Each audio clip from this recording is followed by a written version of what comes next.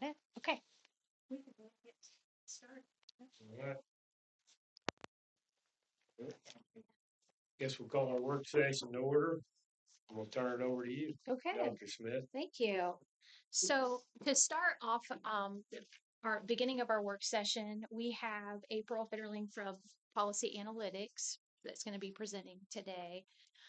And I want to give you a little bit of a story of how we got here, and why April and why Policy Analytics. So when we started working through the bond issuance, the GEO bond, we were working with Baker and Tilly, and Kristen McClellan was advising us legally through the GEO bond.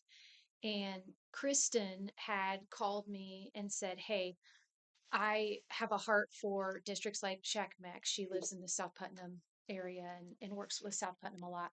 And she said, I want you to be aware that Baker Tilly doesn't have a tool yet. They're supposed to be developing the tool. It's just not ready yet. And I don't think Shackamack has the time to wait for Baker Tilly to get their tool up and going. Policy Analytics already has it. They've been doing it for years. It's the only tool out there right now that will allow us to dig deep into how Senate Enrolled Act 1 is going to affect us specifically. We still don't know what exactly those dollars are going to look like for us here at Shackamack. Policy Analytics has a tool. They're the only ones that I'm aware of on the market right now that has that capability. Um, to the best of my knowledge, schools are jumping on um, to get this insight and this information as quickly as they can. So, um, Kristen said, I beg you to reach out to them. I do think this is something important that you guys need to look at.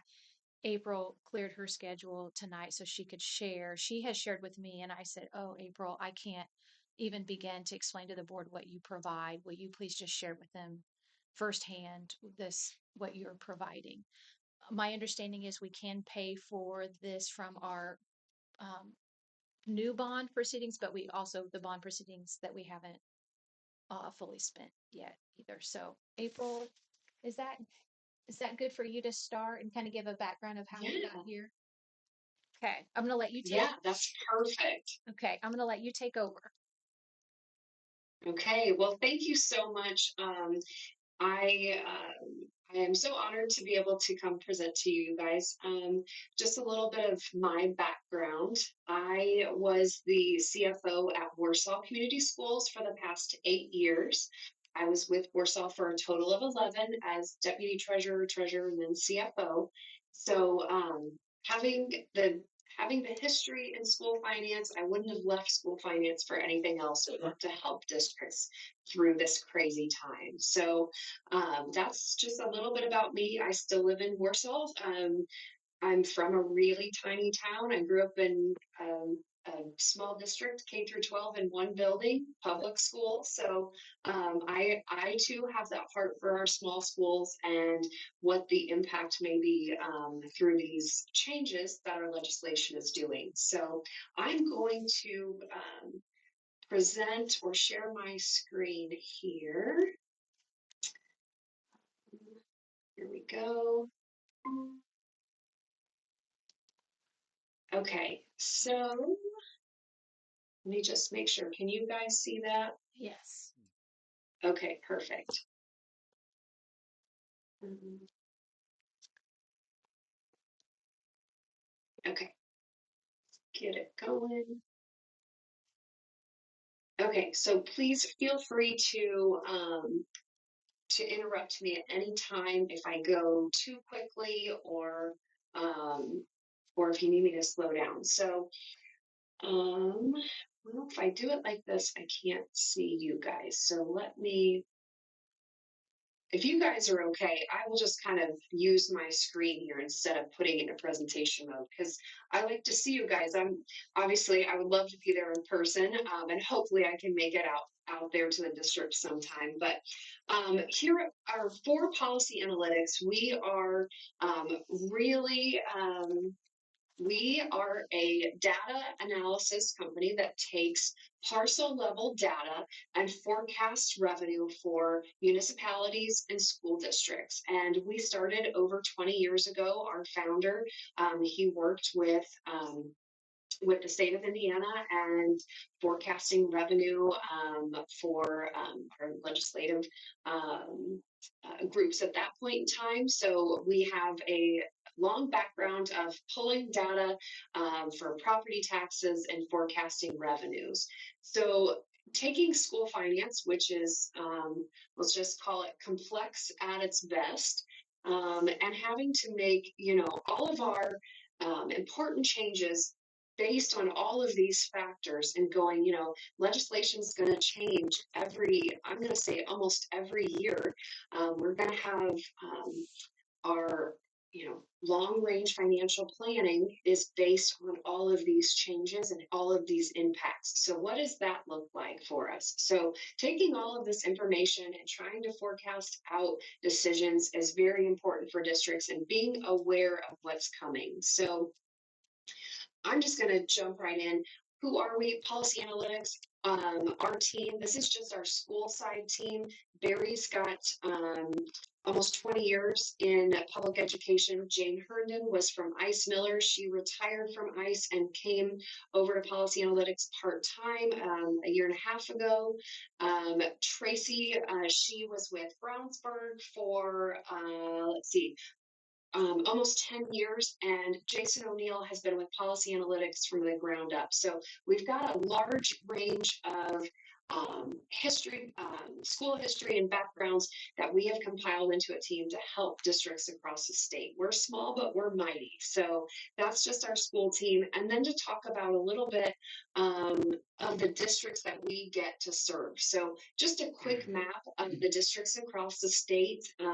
My focus mainly is Northern Indiana because I am up kind of, here's my hometown of Warsaw here, but we do get to travel across the state and see all sorts of districts. And so we have a couple of different packages. We have a property tax package and a full package and a referendum analysis and a TIF analysis. So we do offer different services for the need of districts. And I kind of jumped over my next couple of slides. So the property tax report is really what we're going to talk about tonight. The property tax report pulls the parcel level data and then helps forecast the revenue for the district, and then forecasting that net assessed value, because as we know, net assessed value times tax rates gets us our levies.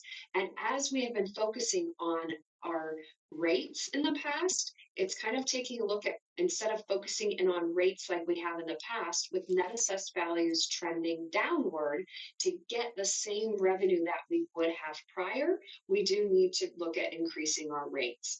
So that's really what we're going to talk about tonight. I've included our additional services and kind of just mentioning what we do additionally. We do cash flow projections, operating analysis, budget support, professional development, long range planning, and then, like I said, referendum and expenditure analysis, and even CFO support.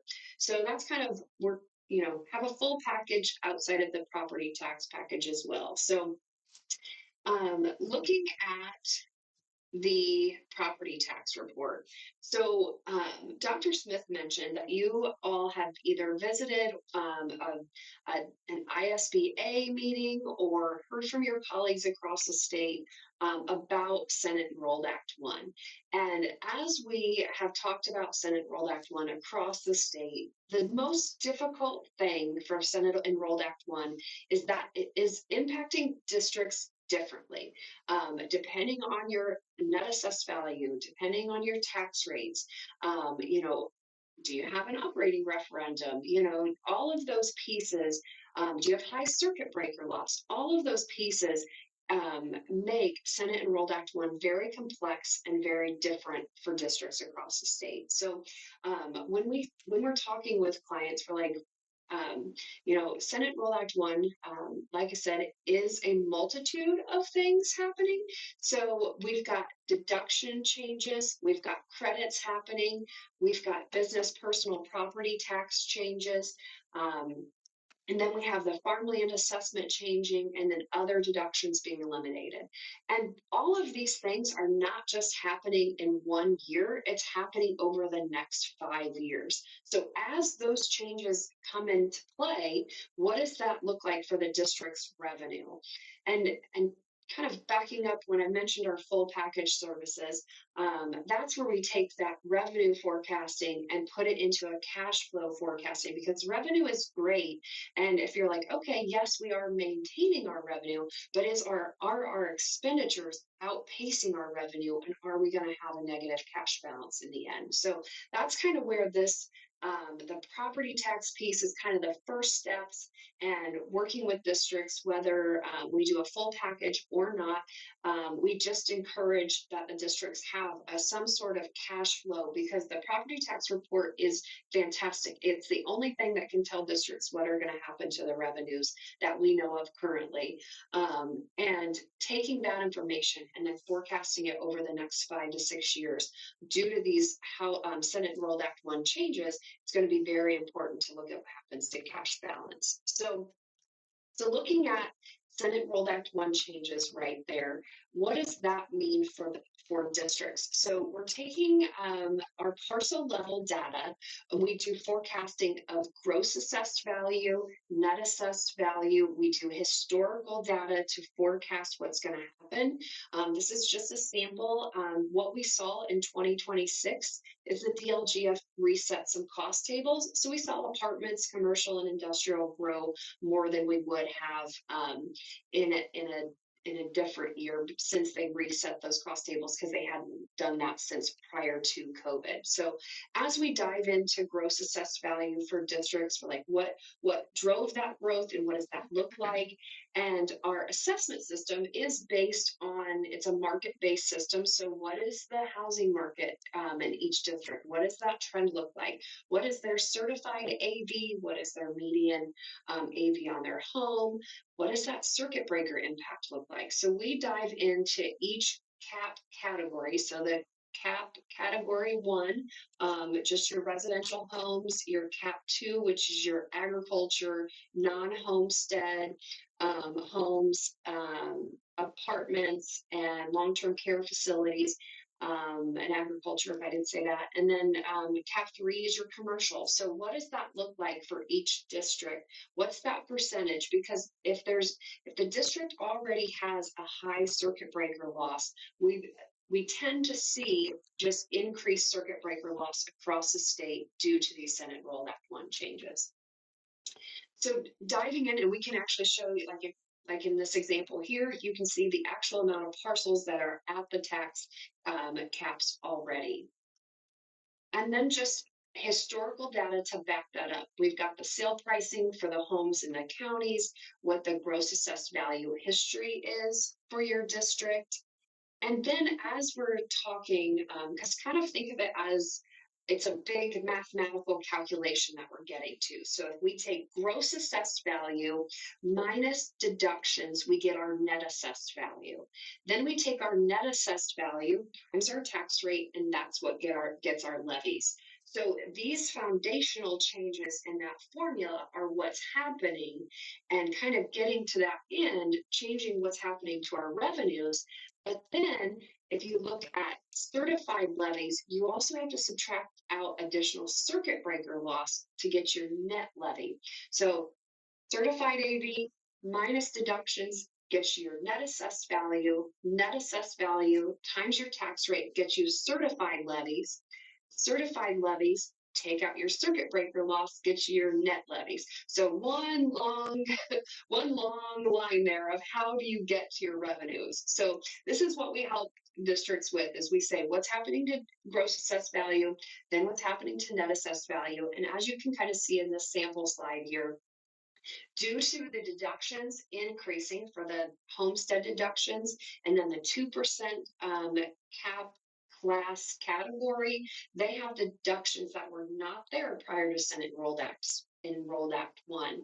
So as gross assessed value minus the deductions, as the deductions are increasing, it drives down that net assessed value. So that's where we're seeing in that calculation, times your tax rate, it's changing those levies that we would have received prior to Senate Enrolled Act 1.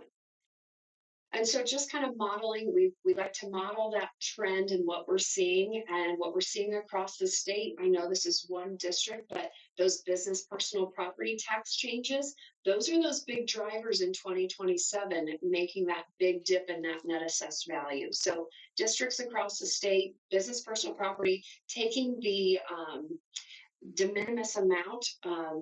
Senate Rule Act 1 took it from 80,000 for business personal property equipment up to $2 million is now coming out of that net assessed value calculation. And so that's where we're seeing that big jump in 2027 with those business personal property tax changes. And so we can actually forecast that for the district and model out how much that decrease will be in net assessed value.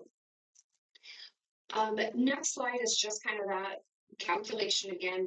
This is why we focus in on what's happening to the assessed value and then looking at what's happening to the tax rate and revenues. And like I said before, historically, we have been able to grow our AVs and maintain the same tax rate and get a little more revenue, or decrease our tax rate and get a little, maintain the exact same revenue. So depending on what's happening to the net assessed value, that's the focus on our levies.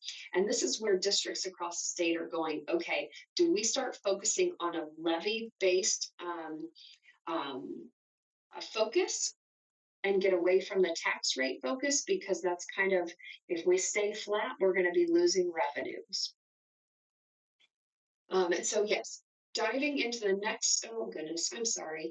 It's jumping around here. The next portion we model for districts is the circuit breaker loss. And sitting in your shoes and your business manager's shoes, this is where I want to go, okay, what is happening here? Like, this is when we start talking revenues for districts. So as you can see, this is a model of circuit breaker loss, and the blue, the navy blue, is a model of the traditional circuit breaker loss for this district to their operations fund. The blue with the lines through it is the new homestead credit that's going to be implemented in 2026. And that's impacting the operations fund. And then the orange is that new homestead credit impacting the debt service fund. So pulling our parcel level data, we can forecast and show districts exactly what is happening to their unfunded credits. So not only do we have those deduction changes happening to our net assessed value, we have this new credit that is creating unfunded credits or increased circuit breaker loss for us. You can see the traditional circuit breaker kind of dips down a little bit in 26, and that's what we're seeing across the state, because as net assessed values drive down for homes, slightly, if people are right on that verge of the tax caps, it might push them down below the traditional circuit breaker. But as you can see, it's after 26, we do trend upward because our assessed values, our gross assessed values, do continue to climb on homes. So as we're looking at this slide, the biggest jump is, yes, you may see a traditional circuit breaker slight decrease, but that 10% or $300 max credit is just creating additional circuit breaker loss. And you can see this district, so their unfunded credits jump, they're almost doubling, just over almost 700,000 in 25 to just over 1.2 in 26, then up to a 1.3 in 27. And then we have some lit changes that happen in 2028. So it's not mentioned on the slides prior, but we do have an additional change to the local income tax. And there's a couple of pieces that go into that fact. There's certified shares that is a direct check to the district that some districts receive. through direct revenue from the county, and then some districts just have property tax relief credit, and that's what impacts kind of the circuit breaker loss for some districts. So when that goes away, it does have an impact in 2028, and so we model what that impact is for the district. This district actually in 2031 they have a TIF rolling off, and that's why their assessed value or their circuit breaker loss actually goes down a little bit, but this is I love this slide because it's something that we can forecast for districts and say, this is what's going to be happening to your unfunded credits. But the next slide is probably the kind of the most impactful, the most data on one slide that districts can use as like a one pager. So in this kind of sample scenario, we modeled different scenarios depending on what districts want to do with their debt service levy. And in this model here, the district has captured a little bit of additional levy in 2026 because they saw a little more assessed value growth, but they were able to maintain their tax rate for 2026. But if you kind of follow along the slide here, we have our certified levies. And so that's the amount, we take our net assessed value times our tax rate gives us this certified levy. And so you take this certified levy and you're like, okay, this is revenue we would have received if we didn't have circuit breaker or unfunded credit loss. So then we model the unfunded credits, the information from the slide prior, that are going to be impacting the debt service and the operations fund. And so you take your certified levy minus your unfunded credits, get you your net levy. And just to be truthful, I've kind of highlighted the next 3 years in operations revenue here. And this is, like I said, every district is different across the state, but something that I've seen in a lot of districts is either flatline revenue or decreased revenue over the next 3 years, just simply due to that 10% or $300 max credit being the main driver of driving up that circuit breaker or unfunded credit loss. So you can see, times that by 10 for 2026 for debt service, almost doubling it in 26 for operations, and you can see it just continues to climb for this district.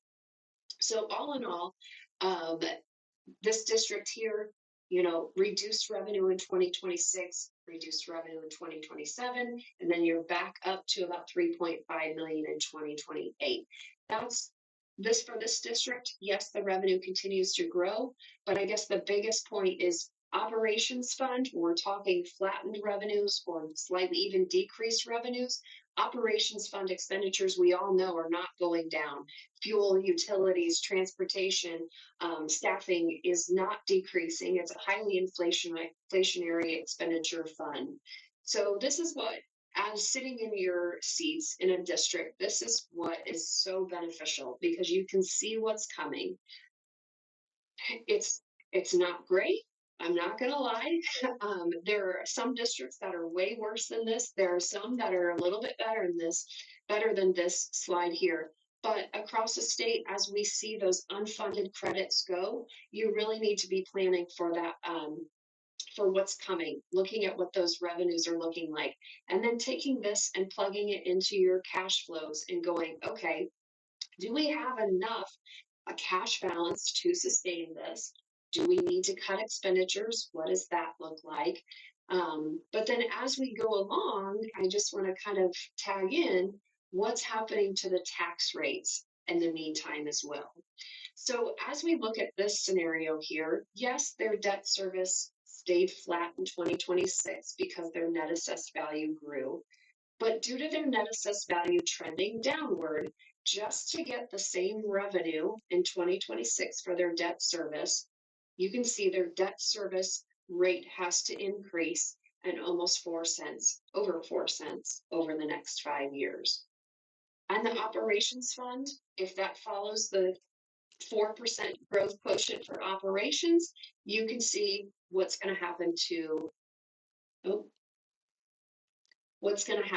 that operations tax rate. So across the board, we're seeing tax rates go up across the state.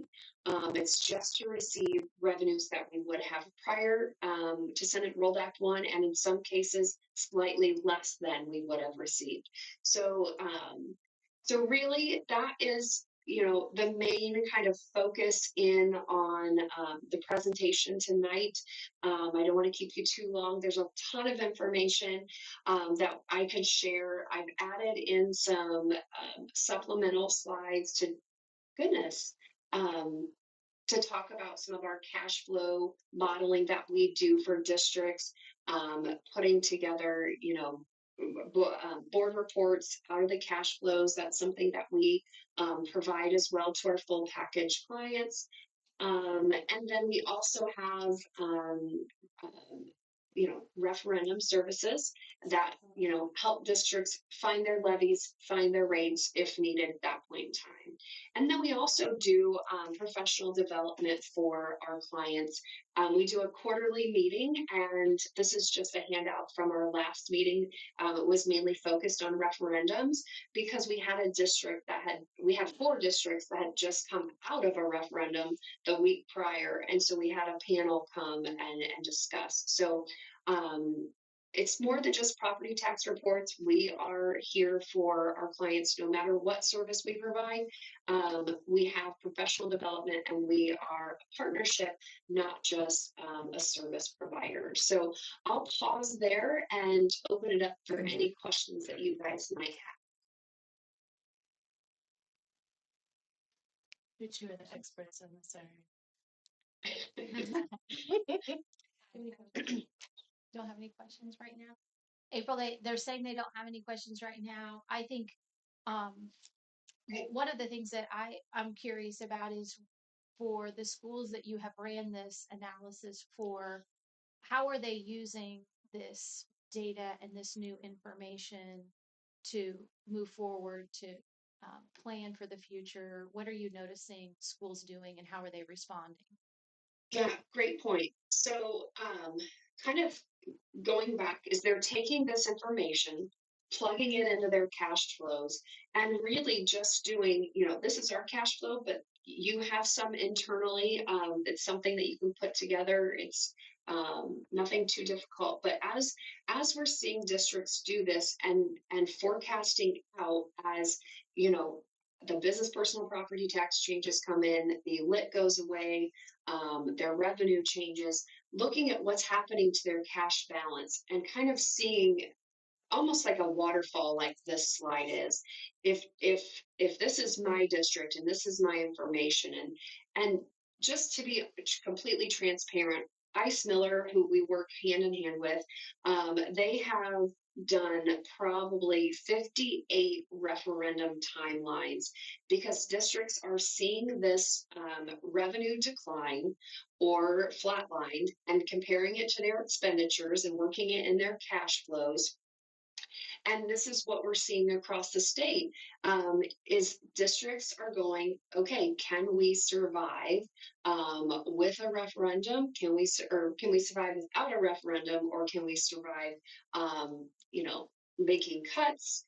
Do we need to run a referendum? So districts are going back to their cash flows and going, where can we tighten the belt in expenditure wise? If we can't, if we're already, you know, large class sizes, we have maxed out all of our partnerships for cost savings, for efficiencies, operational efficiencies. We're doing all of these cost savings plans already, and without having to cut, you know, getting rid of SROs or programs that are, you know, vital to districts, without making those important cuts, running a referendum is what a lot of districts are looking at right now. Because there's no other revenue generation source besides an influx of students to help offset, you know, educational fund side, or, you know, doing those geo bonds that are reimbursable. Those are just kind of one-time fixes, because yes, you can move some capital projects out of operations, but there's only so much. You still have to have people inside your operations fund as well. So I hate to say that, but a lot of districts are looking at referendums this year, or for 2026, I should say. So is this a one-time cost or is this a yearly ongoing thing? Is this something we're gonna continue, that we need to continue to use, or is this a one-time deal to see what our future holds? Yeah, so great question. It is an annual fee that we do charge, but we do multiple reports and multiple board meetings for the district. If you wanted us to come to a public board meeting and present the findings, if you did a all-day planning meeting, if you got into your cash flows, depending, if you're just the property tax piece, obviously we've got 3 reports that we do for you annually. If we follow the cash flow side, we're working monthly with the district and working the cash flows and assumptions. And it is an annual fee, but like Dr. Smith said, it can be paid out of your bond revenue.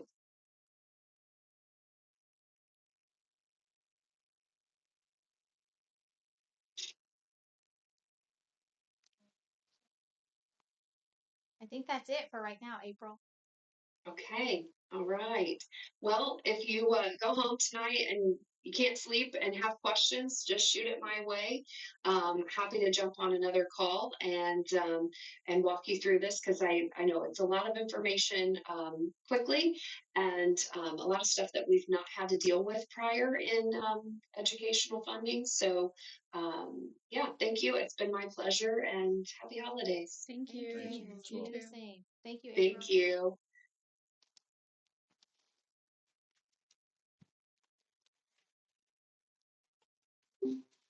She didn't tell us how much. I have an estimate. I was gonna say, I bet Dr. Smith knows. I do. So- That she sent me that I can share. Question for you two, like what do we use now to do these projections, or what have we done in the past? I know like there's a lot of legislation changes, but this isn't the first time legislation has changed. So what have we done historically? Historically, which like he shared with you.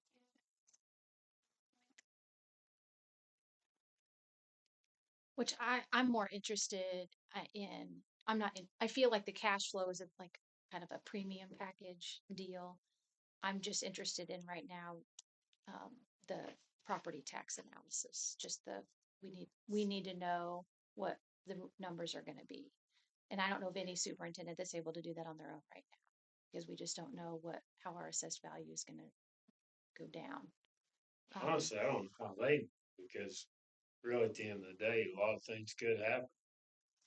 If they drop the mortgage interest rates, properties may go through the roof again. If, we don't know, and it could tank, they could go down. I mean, they're at a historical high property values way up. I mean, I can't see it going up anymore. I mean, because there's houses that ain't worth $20,000, it's bringing $120,000. So I'd have to think it's going to trend down. I mean, But this would give us, we wouldn't guess as much as right now. We just kind of wait and see how are the cookies going to crumble? What are we going to get? It's really hard to budget when we don't know the impact of this, and they will give us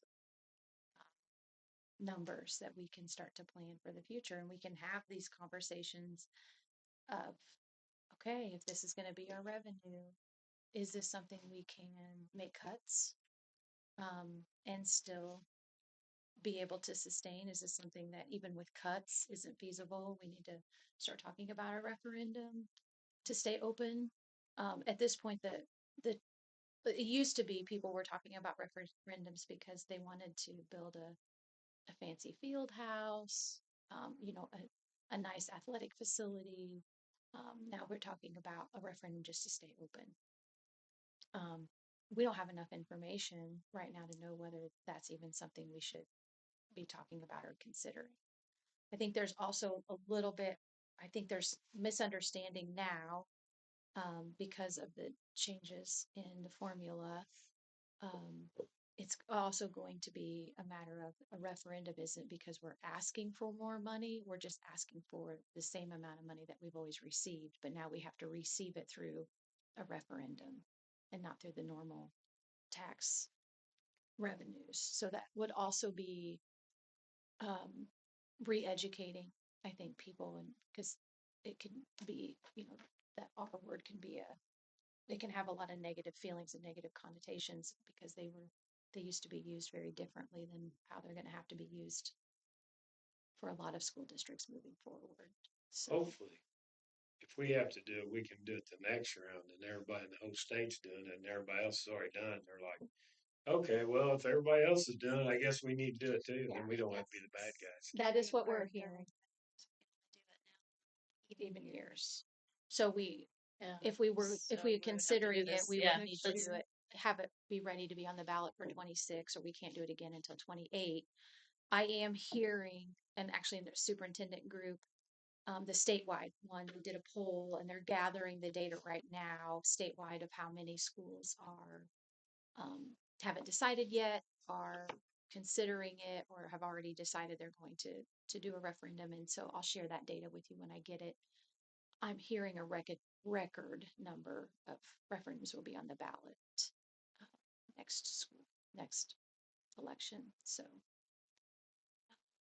as soon as that is collected, I will share that with you. It'll just be interesting to see, because you're right, David.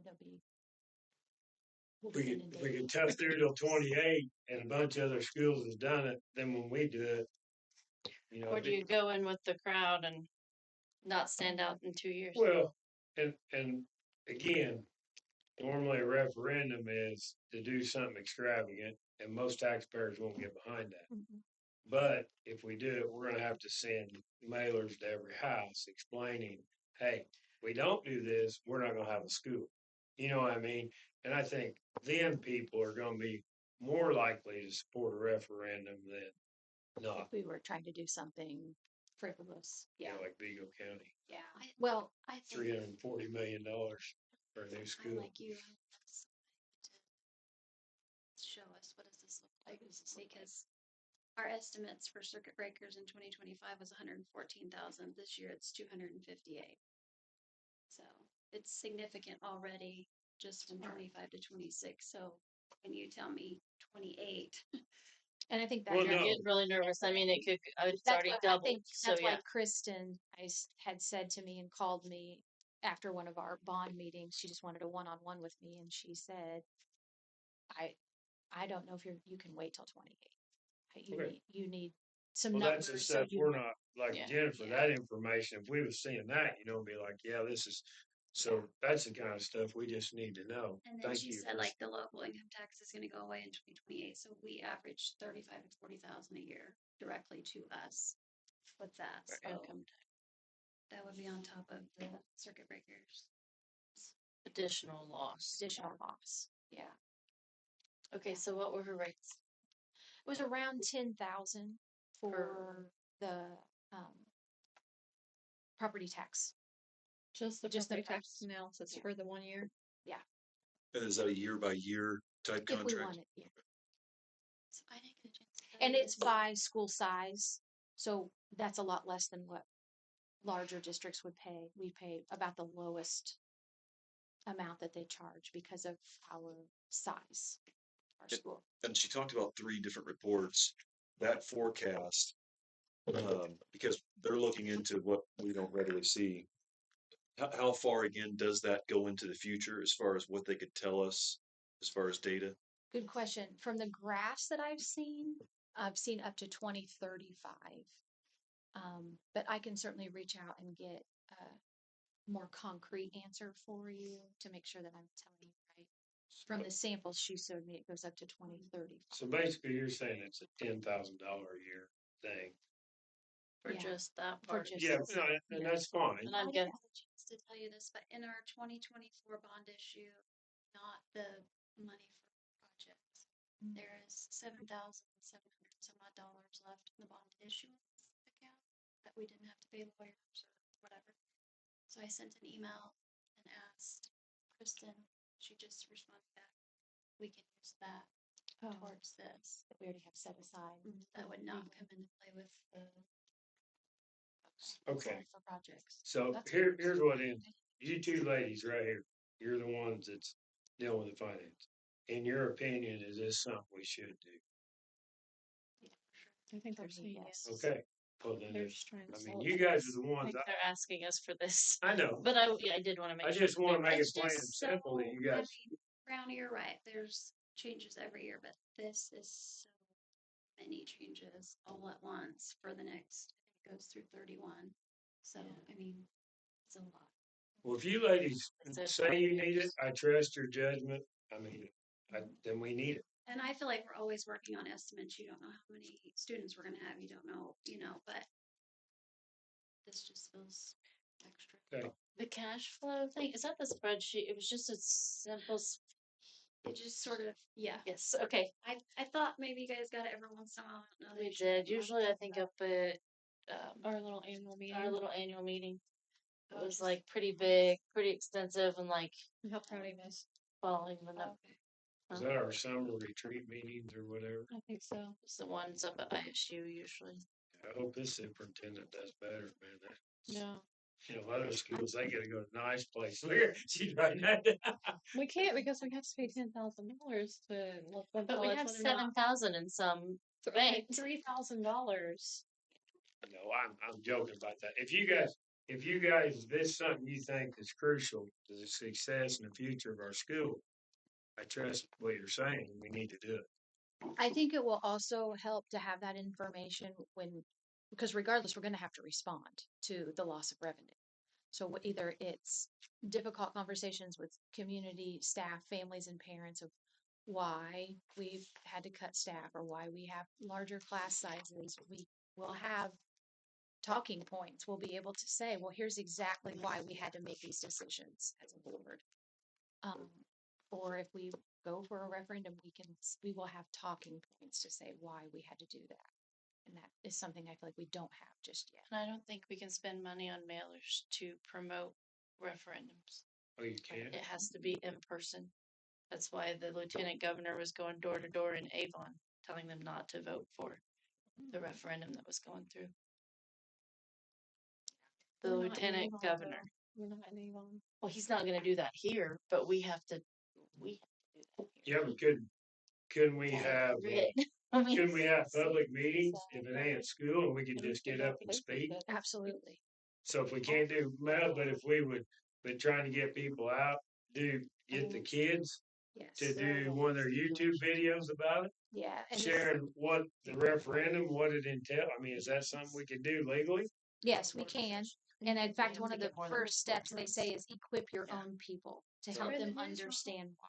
Give them the why, the language, so that they can help to spread the word. That's- Honestly, I mean, it's really not gonna affect, the one that's gonna affect is the farmers in our district, because there's really not very many businesses anymore. And most people, I mean, Clay County, if I told you what my property taxes was, you'd all be mad at me, but cheap in Lewis Township and Clay County. But, I mean, if it's something we have to do, we have to do it. But if we can't mail the mailer out, we'll just do public meetings, use the kids with their YouTube video like you guys did about how we delay and call school, which was very great. And just promote it any way we can if we have to. But let's hope that, Let's hope the numbers show we don't need to. I'm just picturing Matt Hill promoting a referendum. It's doable, but I just. well, no, it would be somebody else, a guest on there. Interviewing. Yeah, Right, she'd but I be guess- interviewed. No. Well, no. I feel like this is just gonna be even just to budget the next year. Like That's all what I the rest mean, of like the all the side way jobs around. is a good tool just for that. So you're kind of like wanting just the tax tool. Is there a discount for the other tools? Do you Yeah, find what those useful? I haven't even asked yet for the Okay. whole, she said, would you be interested? And I said, let's just start small. Okay, Let's just start with this and see what that information gives us. Well, And- okay. So I don't Knowledge know. is power, information's power, and you guys, you don't have, well, you don't know, so. Yeah, that's what I think. Is there any guarantees if they're off that they would redo it? I can ask. It's a good question. I mean, it's $10,000. It should be a Well, I mean, they're warranty. just using estimates too. Yeah, You know, they don't have the full numbers either, but they probably got a they can computer dig, program they can that, dig a lot deeper. I can ask ChatGPT. Well, Mhm. I know state legislation changes every year. This is gonna do a forecast of what's going to affect the life. Right. So there's new that comes out this year, will they This is also a, forecast that, because you know they can change things on a whim. yeah, this isn't a budgeting year, so we're not expecting w- very many changes and small revisions is what we're hoping. Next year will be a budgeting year and it'll be again another onslaught and slew of new legislation.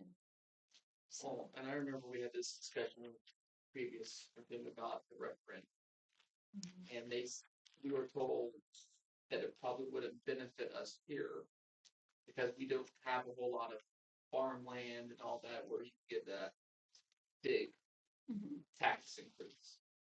Will this company tell us if if referendum even would give us all a life, would just Yeah. a life preserver, or would it not even Yes, do anything? it will help us to forecast and predict whether that would be worth. And again, we look at it as David had said, not building a fancy field house, but just want to stay open. And also, because of the way the formulas for taxes have changed, not asking for anything more, just asking for, in a lot of cases, these referendums are paying what you've always paid and trying to continue to capture those dollars that we're forecasted to lose, those credits that we're forecasted to lose. Okay, can we switch gears? yeah, Okay. So in November, we had a work session and you heard from some different leads, aerial technology, Brian, I talked about some security needs, Chris, transportation, maintenance. And so then I felt like the natural next step is to kind of work through helping to clarify the future planning discussions around what we're going to prioritize with the um, the resources that we do have. So I passed out two things. One is a worksheet that I would like for us to kind of work through. I don't think that we'll have time to completely finish it today. So you are going to leave with some homework.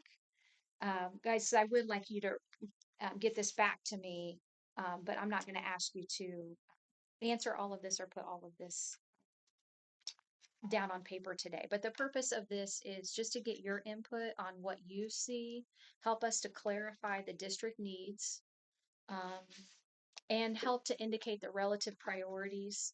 And I just want to remind everyone this is a work session, so these responses are non-binding. We won't be voting or making any decisions. It'll just be used to inform our future planning and discussions. So to get started, I have made a list of what I've identified from old documents that were left in the office from Mr. Gamble when they were working with the last bond project with the restrooms. So any leftover projects that didn't get captured in that, and then new problems or issues that have arisen since then, and kind of made a list here. So you can see, I would like for each category, and you can select more than one, what you see if the district need that it's fulfilling. So for example, resealing parking lots, and then helping us to think through, is that a safety compliance? Is that a preventative infrastructure? Is that instructional environment, athletic community asset, or is it all four? You can select if you think that checks the boxes of all four. So we talked about that. In the packet are quotes that you've maybe gotten hyperlinked in your Sunday board updates or we've talked about before, but I wanted to provide you some hard copies for some of these things just to have at your fingertips. There is in, it's the one that has Sycamore service estimate. She did. Yeah. So like an estimate here, for example, it's a handwritten estimate from Asphalt Doctor towards the back. So there's the packet that has at the front Sycamore service estimate. That stapled packet are some supporting documents to support some of the district needs for you. The next is this replace elementary playground. That was on the original list that was left over from the bathroom bond issuance, is how I'm gonna call that, the restroom. So that was an item left from that project. Softball field lighting was an item. Replacing baseball field lights and poles. Not all of this, Ian. Not all of those estimates are in this packet. If they were from the old bond issuance, I didn't include them in this packet, but I can share that. Jennifer and I can make sure that you get that. Replace office and classroom carpeting. And the areas that I'm aware of that have carpeting are the libraries, the central library areas and the offices carpeting. Elementary PA system, which is currently completely down. It's not working at all. Fire system upgrades. That there's a Corson estimate in here. Corson is probably the leading industry for school fire safety. I will secure more bids for you. This is just the first one that we have. Corson was the one that came and did our last service when we had the alarms we couldn't shut off. And we've been informed that they can no longer, our system is so old, they cannot upgrade the software anymore. And that the parts, some of the parts that are needed to replace if we were to have failing parts, they no longer make. So we've become, we're to the point where we can't do a software upgrade. It is showing signs of failure. We've got trouble alarms that go off. And if there are parts that need replaced, we're oftentimes at the mercy of what's still left on the shelf and they no longer manufacture. So we were told, your system is still working at this point, but you are buying time. You're on borrowed time before a complete failure. So they urged me to start looking at a system upgrade for that. And then, I don't want to spend the money for stuff like that. right. If something happens, we knew that's neglect. Yeah. That's kind of. Yeah. When they open the panel, they say, "Oh, we haven't seen." I've been in the industry for a long time, and they always make a comment about how old the panel is. So, bus replacement. Chris talked to you about bus replacement plan. He talked to me again, Yes. and they got that one bus back. He said it's doing really good. He said, let you guys know that rather than getting in a hurry and buying the expensive bus now, he said it looks like they're gonna make it, and they'll let them know up there. And in the summer, when they've got lots of buses, to where we can get it 20,000-30,000 cheaper. So he said this time everything's worked out. He thinks it probably better be to wait and save money. So Thank you. you're Yes. welcome. Hoping to get more of a selection of used buses if we wait until spring, summer. Right. Elementary kitchen wash station demolition. The elementary kitchen has a wash station area. We had a health finding in there that basically the old equipment needs taken out, and we need to replace the mop sink, the hand washing sink, and the stainless steel sink. Since that was a finding, that has to be done though, right? Yes. So It's kind of not an how, option. yes. Now, and right now, what we do is if we were to be inspected, we can show that we're getting estimates, that, we're going through the process of getting that repaired until we actually do it. But yeah, we have to show progress towards trying to remedy that. Okay. Yes, correct. And then just the student and staff computer device rotation scheduled upgrades that Ariel had shared that we want to rotate on a 4 to 5 year basis to keep those updated. So I would like for you to think about the district needs and classify what areas those best describe the primary nature of the need. And then I'm curious to hear from you on how you would rank that priority, the overall priorities, one being the highest, and only use the number once. And then for number 3, um, this section is what I intend section 3 to be is if there are other needs that didn't make this list, that if there's community members that have come to you or staff that's come to you and I'm not aware, or just even walking through the building that you have been made aware of, that you want to heighten to my attention, that you think maybe we should also consider, and or you just want to reiterate and put an exclamation point next to what you think is the most urgent. If you could just help to indicate that in section 3 for me so I can see what your most critical What areas. if that probably may not rank higher than some of these, but like a couple That- concerns that people have brought yeah. forward said, That's okay. And then Okay. maybe just let me know that. okay. Yeah. And then it, and the PA and the elementary, that's just something we're gonna have. yeah. Have we got any estimates? We don't have them back yet, but we Okay. have 2 companies that have come and visited and they've done a building walkthrough and I hope to get those in January. The quotes in Yes. Well, yeah. Reached out to a third company that hasn't responded. So. And then just section 4, I just wanted to let you know, additional bids are being sought for the fire security. We only have 1 bid right now from Corson. So, the kitchen wash station demolition, we have had 2 bids, or we've started, I should say. Sycamore gave us a very rough estimate, thinking that it wouldn't exceed, and that's what your cover sheet was, thinking that it wouldn't exceed 42. I reached out to Scott from the Stefanaco group that helped to do our restrooms, and I've been nothing but pleased with them. They've been fantastic to work with.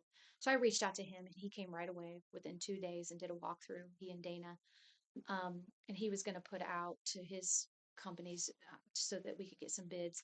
But he did tell me in his email he thought that we were looking at about 250,000, which is, I mean, Sycamore saying they think they could, and I gave the same scope of work that Sycamore said. The only exception was Scott said they would probably replace the 2 double wooden doors on that, but I thought that was a really big difference. It's a huge difference. So, and then So $250,000 for the elementary, that wash that station, little room, Mhm. $250. 250,000. He thought it would be. And then, I mean, I thought just even the $42,000, that is like Seems high. silly. I know. And then you think, You guys and can they come came in. back with 2. Yeah. So I responded back to him and let him know, I'm just going to be honest with you that I was hoping to stay under 45. That's not even close to, do we need to look at changing the scope of the work? Do we need to look at, is how much of this is going to be managerial oversight that we're paying for? Because this is a small enough project. We don't need to pay for the managerial oversight. So I wanted to let you know those are the bids that are in What about process. local right now. companies? Absolutely. And send names my way too. But What about a Jody, local company that I don't know of? Yes, if you know of any, send them my way. Okay. yeah, I'll tell you after the meeting. Okay, There is a Yeah. couple local guys that's done work for us before. absolutely. I mean, So I'm sorry to give you homework, but I've given you homework. If you could get this back to me, within a couple of weeks, I would appreciate it. We And can. I assume that you're going to be out of the office like the next couple weeks. Right? Okay. you know what, kids, it's time to pledge allegiance. Pledge of We can all stand, please. Ian, would you lead us out to pledge, sir? Yes. I pledge allegiance to the flag of the United States of America and to the republic for which it stands, one nation, under God, indivisible, with liberty and justice for all.